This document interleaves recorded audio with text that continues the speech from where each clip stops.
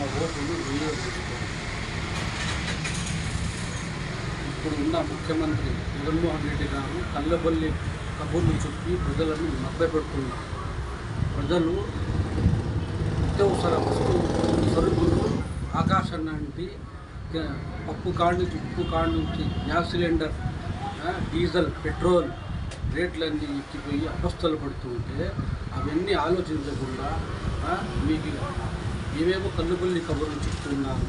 అవన్నీ పట్టించుకోవద్దండి. ఒక సామాన్యుడు ఇల్లు కట్టాలంటే ఇటుక కానీ, ఇసుక కానీ, సిమెంటు కానీ, కడ్డీలు కానీ రేట్లు విపరీతమైన రేట్లు పెరిగిపోయినాయి. ఇవన్నీ ఈ ముఖ్యమంత్రి గారికి కనపడలేదా? ఈ 5 సంవత్సరాల నుంచి ఏం చేస్తున్నారు? ప్రజలు ఎన్నో అవస్థలు పడుతున్నారు. అవన్నీ పట్టించుకోకుండా కేవలం చంద్రబాబు నాయుడు నిందలు మూస్తున్నారు.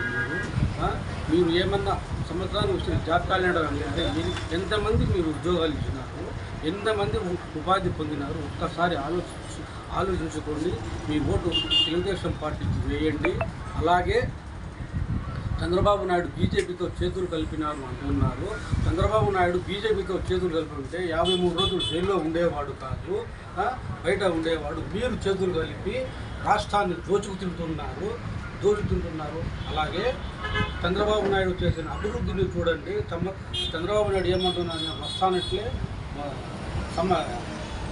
20 లక్షల ఉద్యోగాలు ఇస్తామంటున్నారు.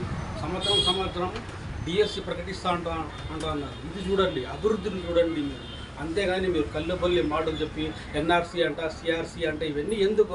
చంద్రబాబు నాయుడు ఏమన్నారు? నా ప్రాణం ఉన్నంత వరకు రాష్ట్ర ప్రజలను, మైనార్టీ ప్రజలను నేను కాపాడుకుంటా అన్నారు. రాష్ట్రంలో వాళ్ళు రావాలంటే చంద్రబాబు నాయుడు దగ్గరికి రావాలి, కదిరిలో రావాలంటే కందికొండ దగ్గరికి రావాలి. వాళ్ళ తర్వాత మన దగ్గరికి వస్తారు. ఇట్లా కళ్ళబొల్లి మాటలు చెప్పకండి. కదిరి ప్రజలు ప్రశాంతంగా ఉన్నారు. ప్రశాంతంగా ఎన్నికలు జరిగినట్టు చూడండి. అంతేగాని మీరు కులాన్ని, మతాన్ని రెచ్చగొట్టి అల్లకొల్లాలను సృష్టించాలని చూడొద్దండి. మీరు ప్రజలకు హామీలు లేండి. మేము కదిరికి ఇంటర్నేషనల్ ఎయిర్పోర్ట్ తెస్తాం, షిప్ యార్డ్ తెస్తాం, ఏదో కళ్ళబొల్లి కబుర్లు చెప్పి మీరు ఓట్లు అడగండి. అంతేగాని కులాన్ని, మతాన్ని అడ్డ పెట్టుకొని మీరు ఓట్లు అడగద్దండి. మీకు అది మంచి పద్ధతి కాదు. వచ్చే ఓట్లు కానీ మీకు రావు.